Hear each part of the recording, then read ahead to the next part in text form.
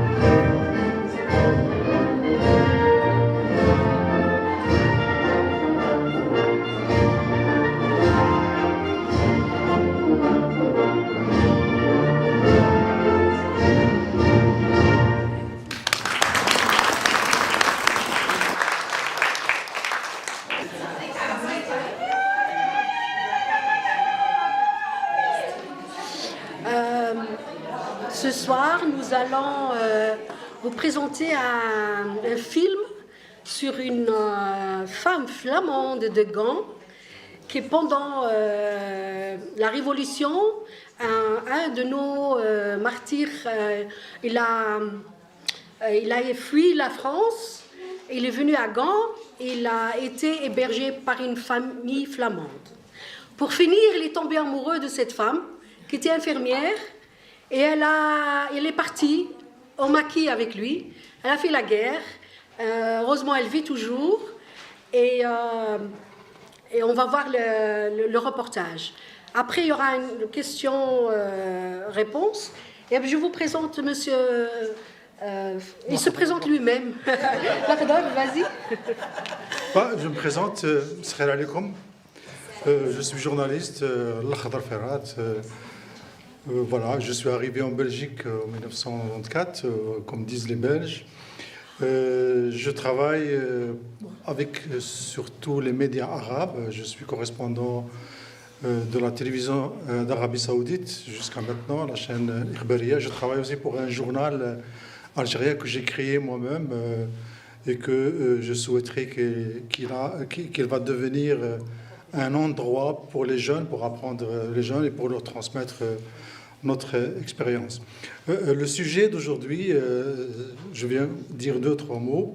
Comme Madame Halima m'a demandé un thème sur les relations algéro-belges, c'était un peu difficile de cerner ce problème, mais j'ai trouvé que la relation est plus humaine que relation officielle, parce que l'Algérie est devenue indépendante en 1962, mais les relations entre la Belgique et l'Algérie datent depuis l'arrivée des premiers Algériens en Belgique, et ça date depuis 116 ans.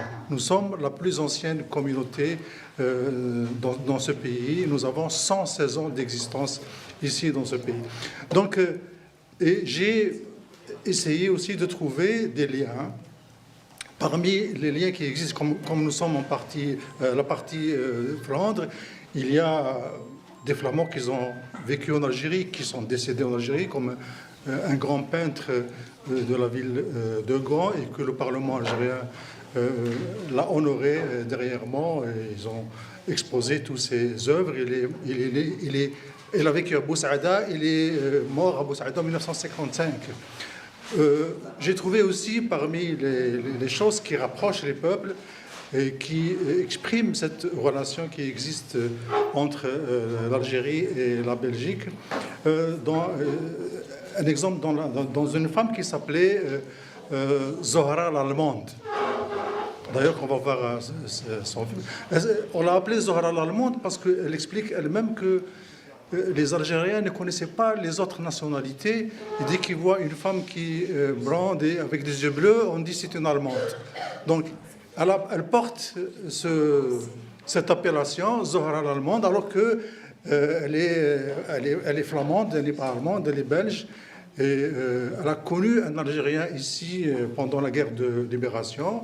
Elle est devenue son épouse. L'Algérien qui faisait des transferts d'armes de la France vers la Belgique.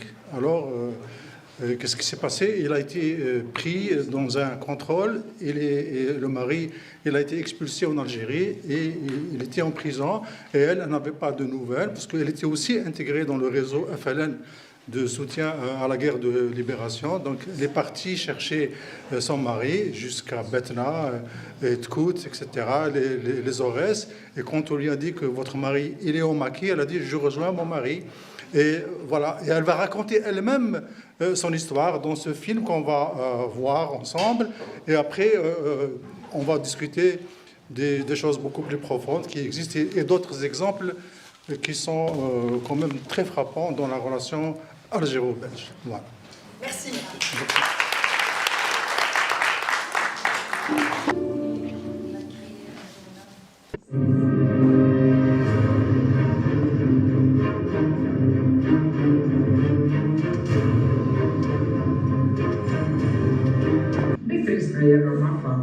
بصح من بعد كي شفتهم والمناطق اللي زيهم لازم عرفتوا باللي عندي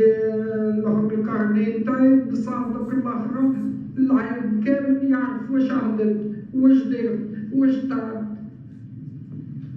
قال زيد قلت له تكلمني منه ولدي وقفوا هيا قلت له وقفوا هيا حسيت السوق طلع الاخر طلع. قلت له المهم كي طلع لي وجي للضوء عرفتو بكري درت ربي بصح